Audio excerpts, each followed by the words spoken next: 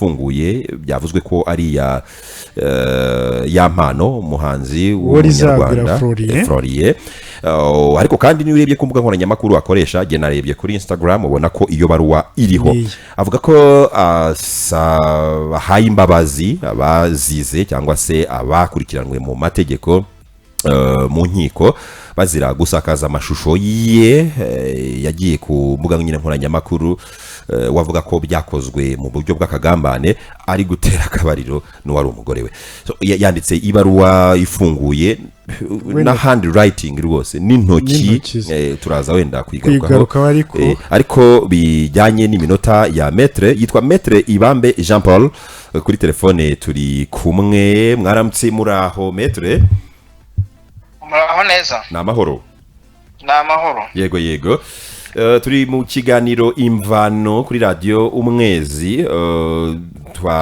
turi kugira ngo mudufashe kuduha expertise nk'umunyamategeko wabyize ubipratika ubikora ku bijyanye n'izi mbabazi zatanzwe n'uyu muhanzi ya mpano avuga ko ahaye imbabazi rwose abakurikiranwe mu nkiko bazira gusakaza amashusho ye ari gutera akabariro abo barimo amazina anyuranye abazwi nka Jihadi n'abandi yego tukibaza hari icyo bishobora gutanga cyangwa se guhindura ku myanzuro y'inkiko n'ibindi nk'ibyo ngibyo y'ubucamanza. Okay, murakoze. Hari ibintu bibiri bigomba gutandukanywa cyangwa se abantu bakwiye kumva ko bitandukanye. Yego. Icyaha buriya ntabwo cyakorewe ya mpano gusa. Cyakorewe society. Yego. Inayo mpamvu mu rukiko ntago wigeze ubona wenda ya mpano aza gushinja cyangwa se aza kugira gute haje umushinjacyaha. Icya kabiri. Yego. Hari ibyo ya mpano afiteho controle, hari n'ibyo adafiteho controle. Yego. Niba yaratanze wenda yaregeraga indishyi muri uru rubanza, imbabazi zagira icyo zimara cyangwa se akamaro ku kirego cye cy'indishyi. Yego. Ariko nkanavuga ngo it's too late cyangwa se byaranakererewe. Kubera iki? Kubera ko iburanisha ryarapfundikiwe. Yego. Cy'urubanza. Wenda yaba ari mbere yuko baburana kugira ngo wenda nabiregura bagende bagaruka kuri izo mbabazi bahawe. Cyo kimwe no kubijyanye n'icyaha bashinjwe natari n'ikirego wenda cy'indishyi niba gihari. Ndi kuvuga ngo niba gihari ko ntabwo ndabikurikiye neza ngo menye urubanza rwose ibirimo. Yego. Ariko byibura yo ziba zaratanzwe bataraburana byajyaga kugira icyo zifasha abaregwa cyangwa se n'umucamanza akaba yagira icyo abikoraho. Wenda bigishobora kuba wenda nk'abunganizi babariya bashobora kugishyikiriza urukiko ariko kuko ari ikimenyetso gishyashya kigatuma habaho gupfundura iburanisha ryarapfundikiwe. Noneho wenda impande zombi zikagira icyo zivuga ku icyo kimenyetso gishyashya kibonetse cyangwa se arizo izo mbabazi. Ariko navuga ngo ugiye kuvuga ngo hari icyo zamara ugereranyije naho ibihe bigeze byo rwose biragoye cyane kuko byarakerewe byaje iburanisha ryararangiye. Icya kabiri bari abantu bashinjwa ibyaha n'ubushinjacyaha uwagiriwe icyaha uwakorewe victime directe ashobora gutanga imbabazi cyangwa se akanazibasabira. Ariko hari n'abandi ba victime bitwa societe nyarwanda. Ariyo mpamvu nyine birabyitwa icyaha. Ubushinjacyaha rero n'umucamanza nibo umushinjacyaha yarashinja ariko umucamanza najya gufata icyemezo azagendera kuri ibyo ngibyo by'uko icyaha gikorerwa society kidakorerwa umuntu umwe gusa. Murakoze cyane Maître. Hari mugenzi wanjye turi kumwe ahangaha wifuza kugira ibyo nawe yasobanukirwa hanyuma njyewe ndashaka kubaza Maître Ibambe. Waramutse neza Ibambe? Mwaramutse neza. Ego, icyo nashaka kukubaza hari amwe mu mategeko tuvuge nk'urugero icyaha cyo guca inyuma uwo mwashakanye iyo utanze imbabazi kuko tuzi ko abakoze icyaha bombi bahita bafatwa bagafungwa ariko iyo utanze imbabazi hari aho itegeko rivuga ko abo baregwaga bahita barekurwa bitandukanira hehe kugira ngo n'abaduteze amatwi badasobanukiwe iby'amategeko babashe kubyumva ko aho ngaho imbabazi ziratanga zikemerwa hanyuma ahandi mukabatubwira ko bigoye ko izira mbabazi ya mpano yatanze zishobora kugira icyo zihindura ku mwanzuro cyangwa se ku cyemezo cy'umucamanza. Murakoze mu by'ukuri umushinga amategeko hari ibyaha yagennye ko uwatanze ikirego ashobora we ubwe kugikuramo kandi ibyo bikaba aho iburanisha ryaba rigeze hose igihe cyose urubanza rwaba rutaracibwa. Rero ku icyo cyaha cy'ubusambanyi cyo niko byagenwe ariko kuri iki ngiki ntabwo ariko bimeze buri ahubwo cyakoze hari iki ngiki gishobora hari ibyaha none ku rundi ruhande bisaba ko wenda uwakorewe icyaha bagomba kubanza kwitangira ikirego ariko umushinga amategeko akaba atarigeze agena ko ashobora no kukivanamo aho byaba biri hose. Rero biterwa n'icyaha biterwa n'uko bimeze gusa wenda ndamutse ndi nko mu bwunganizi cyangwa se abunganira abaregwa muri uru rubanza rw'aya mahano twagerageza na gusaba ko wenda habaho kongera gupfundura iburanisha noneho tukagira icyo tuvuga cyangwa se tunasaba ku bijyanye n'izo mbabazi kuko buri icyo byerekana wenda kuko no mu kujya gutanga ibihano by'abareba uburemere n'ingaruka icyaha kiba cyaragize iyo hajeho nk'imbabazi nk'uko nguko biri kugabanya ubukana cyangwa se uburemere bw'ingaruka zacyo bishobora no gutuma naho cyakwama wenda ushobora kugabanyirizwa ibihano. Jean Paul Bamwe reka tugushimire ku mwanya uduhaye wo kudufasha kugira icyo uvuga nk'umunyamategeko kuri uru rubanza cyangwa se ku imbabazi umuhanzi wo rizagwira Florier uzwi nka ya mpano yatanze ku bakurikiranwe ku cyaha cyo gusakaza amashusho ari gutera akabariro we n'umugore we. Urakoze cyane. Murakoze cyane namwe.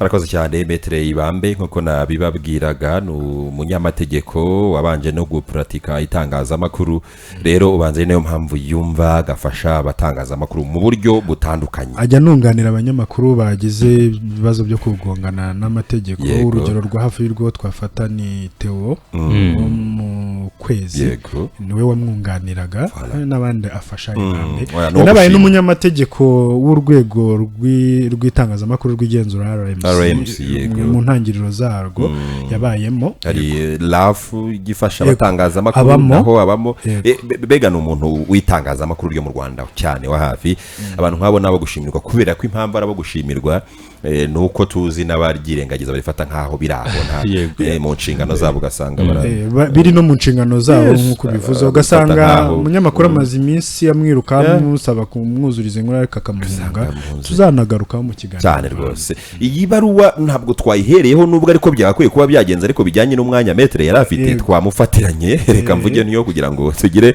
iyi baruwa ifunguye iri kuri X handle ya mpano yagiyeho ku munsi Instagram Instagram ubwo bari kuri YouTube barayibona cyangwa wenda hari n'abayibonye reka tuyinyuremo twihuta afite handwriting nziza ariko wakabyara cyane rwose. Bavandimwe bakunze ibihangano byanjye n'umuntu wese ufite umutima w'urukundo nuko yatangiye mbandikiye mbikuye ku mutima kandi mu mahoro.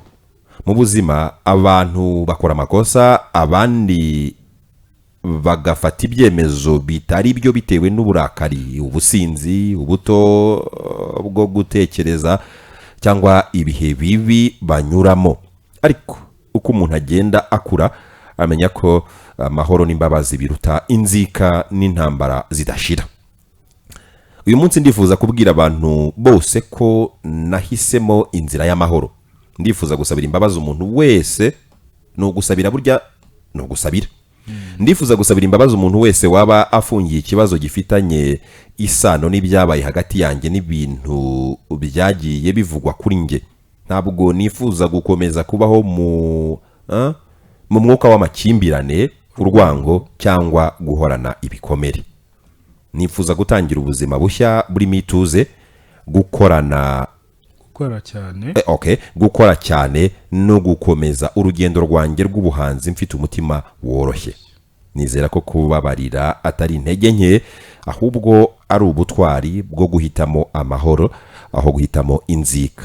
Ndashimira abantu bose bakomeje kunyereka urukundo no kunyumva muri ibi bihe byose, kandi mfite ibyishimo byo kubateguza album yanjye nshya iri mu nzira yitwa On the World. Ni album ivuga urugendo rw'ubuzima, kwiyubaka, gukomera no gukomeza imbere. Murakoze cyane ku rukundo rwanyu. Akavuga ati ya mpano wa boy niko yiyita, agasinya agashyiraho n'agatima. Niba ari urimo ubutumwa bwiza. Hari ikintu wari wibajijeho uvuga ngo ni ugusabira imbabazi. Ntabwo wasabira imbabazi umuntu utababariye. Yego, wamubabariye. Ukuvuga ngo niba yahisemo kubasabira imbabazi kuba bari kubakurikirana nuko we yamaze kubababarira, ahubwo akifuza ko n'abari kubakurikirana nabo bababarira, nubwo ibyo tumaze kumva nkuko tubibwirwa na Maître Ibambe Jean Paul bisa nibigoye. Yego, bisa nibigoye. Rwanda rwarapfundikiwe, hari igihe bamaze gukatirwa cyangwa baracyari ubundi bari bajuriye bategereje kumva isomerwa ku bujurire bwabo. Ariko nyine umuntu ajuririra icyemezo cy'urukiko cyari cyabaye. Bari bajuririye gufungwa iminsi 30. Ntabwo rurajya kuvuga ngo ntirurajya mu mizi, ntibarabakatira ibyo babakatira, ntibaragira gute. Okay. Ahubwo ibi bintu birashoboka ko hari icyo bishobora kuzatanga ku bavoka babo nibaramuka babonye ibaruwa. Yego. Icyemezo bazasomerwa keretse niba kitazajuririrwa. Ariko ni iminsi 30 bari kujurira. Still urubanza ntiruraburanwa mu mizi. Aba basore n'abahungu n'abagabo bashobora kuzabigiramo. Hari icyo byoroshye mu mategeko cyangwa bifatwa nko kubangamira inzira y'ubutabera niba ariko nabyita? Ntabwo bifatwa nko kubangamira inzira y'ubutabera, kuko ikintu nabonye muri iyi minsi Minisiteri y'Ubutabera ishyize imbere ubuhuza kurenza kujya abantu bajya guhangana mu rukiko. Ugasanga nk'ibyo twavuze mu biganiro bishize, ugasanga ndi kuburana intama ariko ntakaje ibyagura inka.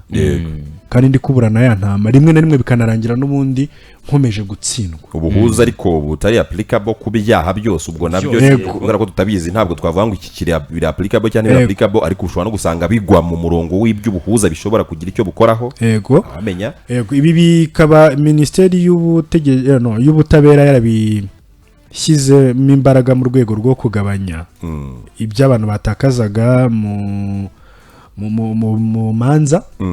Icyo ni kimwe, ndetse no kugabanya ubwinshi bw'imanza z'inkiko zakira, ndetse no kugerageza nyine kumvisha abantu ko ikihutirwa igihe abantu bagonganya atari ukujya mu manza kuburana, ahubwo ari ukubukunga bakongera bagasubirana bagakomeza ubuzima mu muryango. Bitewe n'icyaha cyari cyo birumvikana. Ntabwo wasambanya umwana ngo uvuge ngo ntabwo wagira ingengabitekerezo ya jenoside ngo kubuza n'iki, biterwa n'ibyaha nature yabyo n'ibindi nk'ibyo ngibyo. Ntekereza ko buriya wenda sindi umunyamategeko nta n'amakuru ahagije mfiteho, ariko nk'uko hari ibyaha bidasaza, ntekereza ko urwo rutonde rukaba ruhari, kugira ngo ubu hari n'urutonde ruvuga ngo iki cyaha giteye gitya ABCD gishobora kujya mu buhuza, abantu bakumvikana bikagira. Ko byagenda kose ibyo nabyo birimo ubwo nubwo twe tutazi. Mpamya ko babaye n'umwanya mwiza wo kumenyekanisha igikorwa cye kiri imbere yasorejeho, kuko iyi nkuru ni imwe mu zavuzwe cyane mu gice cy'imyidagaduro, ndetse wakomeje no kubona ko rwose ku munsi w'ejo navuga ko yihariye page z'ibyagendaga bivugwa, ariko kandi akaba ari n'umuhanga yamamaza ibyo afite mu buhanga n'ibindi bitandukanye.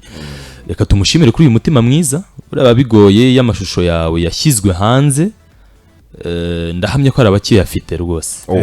Ari nubwo bikoreshwa as a weapon, ari ubwo bikoreshwa nk'intwaro n'ibindi. We amahirwe afite nuko n'uyafite ubu azayagumana cyangwa se ahererekanywe hagati y'abantu ariko nakongera naho nk'uko numvise ribi bivuga bivuga ko izakomeza gukurikirana abayasakaza bose ntekereza ko harimo kuyasakaza ntabwo erega ari ukuyashyira ku mbuga nkoranyambaga gusa no kuyahererekanya no kuyasakaza ngo akavideo ngo wagafite ati ndagafite sometimes banabiryamo n'amafaranga aba hagati uyacyagira bari batanye kugira business rwose wabo video rafite afitemo bibiri aho ngaho ahubwo afite iminota 10 ati twa tugufiya tujugunye ati mabitana aho nkwereke abantu baka ariko ntujya kugura ayo mashusho ariko abantu barangiritse kabiso nibyo ngibyo rero nubwo kibimenye wowe ukabitangaho n'amafaranga kweri